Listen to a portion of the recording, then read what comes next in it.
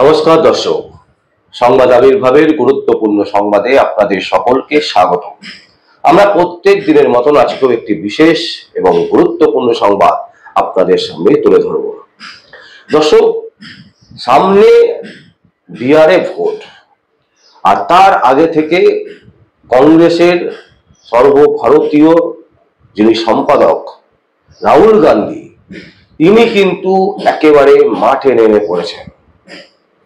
Vote লুট এই সংক্রান্ত বিষয় নিয়ে কিন্তু তিনি যেভাবে মোদী সরকারের পেছনে পড়ে গেছেন, তাতে করে একটা জিনিস কিন্তু স্পষ্ট, যে কংগ্রেস আস্তে আস্তে আবার ঘুরে দাঁড়াচ্ছে। আমরা লোকসভা যদি নির্বাচন দেখি, তাহলে কিন্তু কংগ্রেসের যে সিট ছিল সেই সিট থেকে কিন্তু অনেকটা তারা বাড়াতে পেরেছেন, এবং সেই সিট সংখ্যা যখন বাড়াবার পর কিন্তু তারা থেমে যাননি, তারা কিন্তু মাঠে ময়দানে কিন্তু নেমে পড়েছে।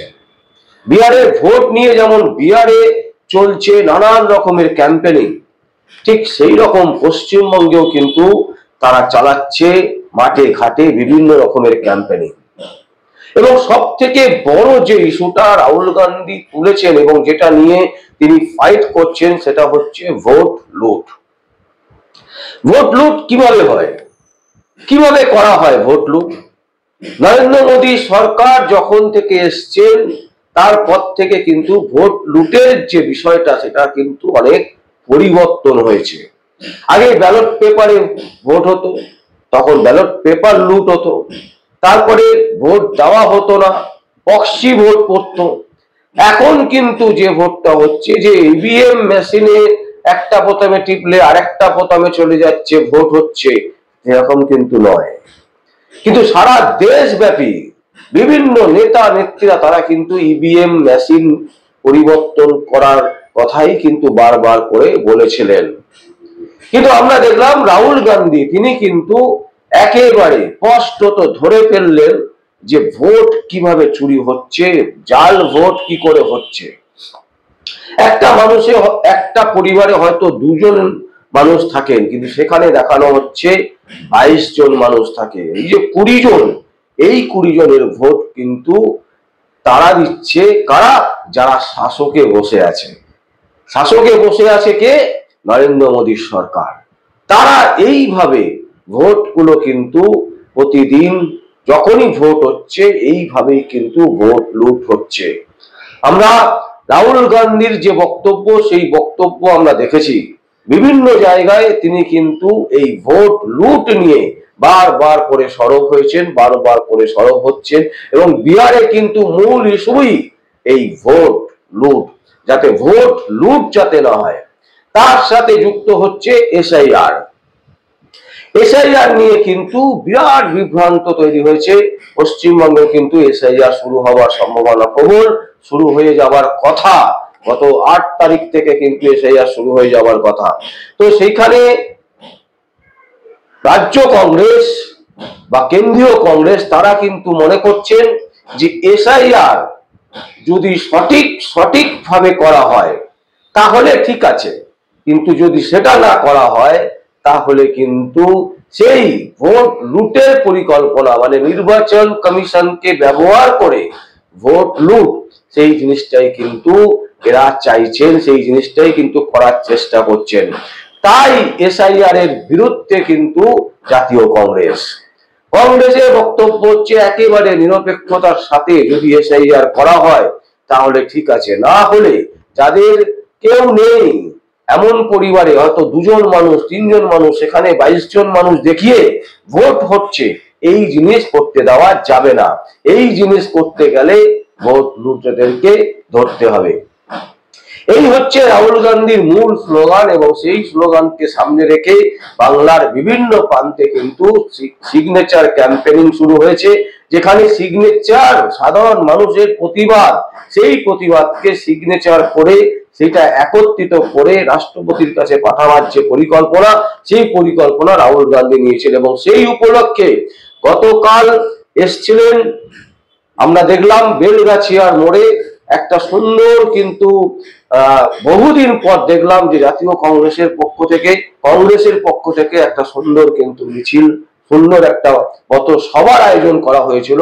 এবং সেই পথসভার মূল যে বক্তব্য ছিল ভোট লুটকে আটকাতে, এসআইআর কে আটকাতে এবং ভোট লুট যাতে করা না যায় সেই কারণে সিগনেচার ক্যাম্পেইনিং এ বহু মানুষ কিন্তু স্ব-আগ্রহে তারা কিন্তু সিগনেচার করেছেন।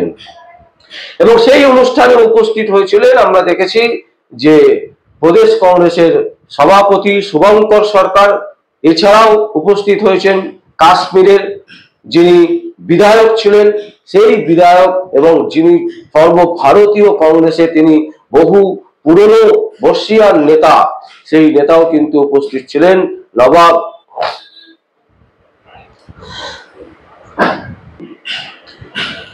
নবাব গোলাম আজাদ তিনিও কিন্তু উপস্থিত ছিলেন। তিনি কালকে একটি বক্তৃতা করতে গিয়ে যে বক্তব্যটা সত্যি অসাধারণ তিনি বলেছেন এবং এই যুক্তিটা কিন্তু ভারতবর্ষের বিভিন্ন প্রান্তে রাহুল গান্ধী কিন্তু বলে আসছেন।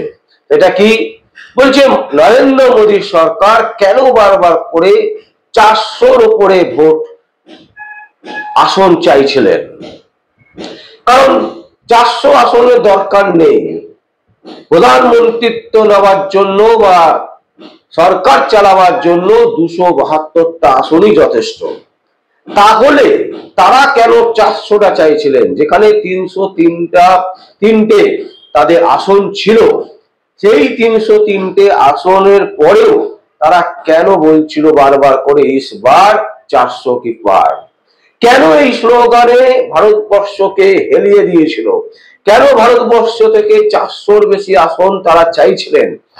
সেই ব্যাখ্যা শুনতে গিয়ে, সেই ব্যাখ্যা করতে গিয়ে আমরা দেখলাম যে তিনি বলছেন যে 400 আসন যদি কোনো সরকার পেয়ে যায়, সেই সরকার যখন গঠন করবে তারা বি আম্বেদকরের যে আমাদের যে সংসদীয় যে রুলস, গণতন্ত্রের যে নিয়ম কানুন, সংসদের যে আইন, সেই আইন পরিবর্তন করতে পারবে। তার মানে এই যে বি আম্বেদকরের যে সংসদের আইন কানুন নিয়ে আমরা এখনো পর্যন্ত সারা ভারতবর্ষে চলছে, যে আইনের মাধ্যমে গণতন্ত্রকে রক্ষা করার চেষ্টা চলছে ভারতবর্ষে, সেই আইন সম্পূর্ণভাবে পরিবর্তন করতে পারবে যদি 400-র বেশি আসন, 400 যদি কেউ আসন পায় সর্বভারতীয় স্তরে, 400 আসন পেয়ে যদি কোনো দল সরকার গঠন করে, তাহলে কিন্তু তারা এই যে আইনের যে বই, এইটাকে কিন্তু তারা সরিয়ে দিতে পারবে। মানে বর্তমান যে ব্যবস্থা, যে আইনি প্রক্রিয়ার মাধ্যমে দেশ চলছে, সেই আইনি ব্যবস্থাকে তারা পরিবর্তন করতে পারবে এবং সেই পরিবর্তনে কোনো বাধা সৃষ্টি হবে না।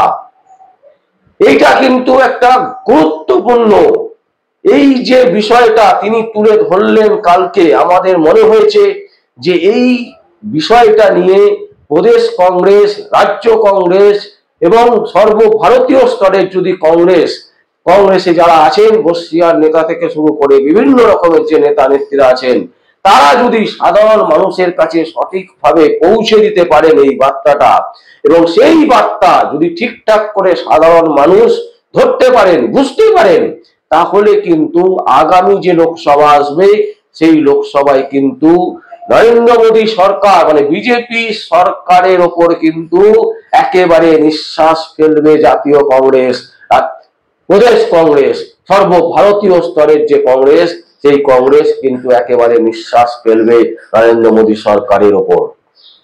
এবং আমরা দৃঢ় বিশ্বাসের সাথে বলতে পারি, যদি এই বিষয় যেভাবে কংগ্রেস বিভিন্ন জেলায়, বিভিন্ন রাজ্যে যেভাবে মাটি কামড়ে পড়ে রয়েছে, পশ্চিমবঙ্গেতে আমরা দেখেছিলাম একটা সময় গেছে যেখানে কংগ্রেসের কোনো অস্তিত্বই দেখা যাচ্ছিল না, যেখানে কংগ্রেসের কোনো না পথসভা, না বিক্ষোভ, না আন্দোলন, না সিগনেচার ক্যাম্পেইনিং, কোনো কিছুই হচ্ছিল না। সেখানে কিন্তু এখন প্রায় দেখা যাচ্ছে বিভিন্ন জায়গায়, বিভিন্ন রাজ্যের বিভিন্ন প্রান্তে কিন্তু কংগ্রেসের মুভমেন্ট চোখে পড়ার মতন, এবং তারা কিন্তু চেষ্টা করছে ঘুরে দাঁড়াতে, এবং তাদের কাছে যে হাতিয়ার রাহুল গান্ধী তুলে দিয়েছেন এবং সর্বভারতীয় স্তরে কংগ্রেস কর্মীদের কাছে রাহুল গান্ধী যে অস্ত্র তুলে দিয়েছেন, সেই অস্ত্র যদি সঠিকভাবে সমস্ত স্টেটে প্রয়োগ হয়, তাহলে আগামী লোকসভা নির্বাচন কিন্তু নরেন্দ্র মোদী সরকারের পতন হবার সম্ভাবনা প্রবল তৈরি হবে, সেটা কিন্তু একদম পরিষ্কার। দর্শক, আমরা আপনাদের সামনে এত আগে বলছি, তার কারণ হচ্ছে জাতীয় কংগ্রেস, সর্বভারতীয় স্তরের কংগ্রেস, রাহুল গান্ধীর নেতৃত্বে যেভাবে বিভিন্ন স্টেটে তারা আন্দোলন করছে, যেভাবে বিভিন্ন স্টেটে তারা চেষ্টা করছে মাটি কামড়ে পড়ে থাকার, এবং সেই জায়গা থেকে যদি এই চেষ্টা যদি কন্টিনিউয়াসলি চলতে থাকে, তাহলে আগামী লোকসভা কিন্তু কংগ্রেসের ফলাফল, কংগ্রেস যে রেজাল্ট তৈরি করবে, যে ফলাফল আশা করবে, সেই ফলাফল কিন্তু সর্বভারতীয় স্তরে একটা ভালো সম্ভাবনা থাকবে, এবং সেক্ষেত্রে নরেন্দ্র মোদী সরকার মানে বিজেপি সরকার কিন্তু পরাস্ত হবার সম্ভাবনাটাও প্রবল।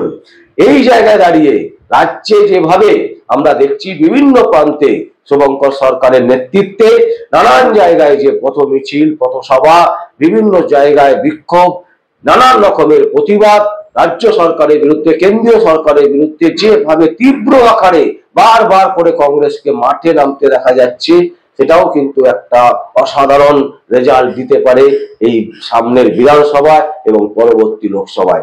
সামনের বিধানসভায় কংগ্রেস কতটা ভালো ফল করবে সেটা আমরা এই মুহূর্তে বলতে পারবো না, তবে সামনের লোকসভা নির্বাচনে কিন্তু কংগ্রেসের ফলাফল ভালো হবার সম্ভাবনা প্রবল।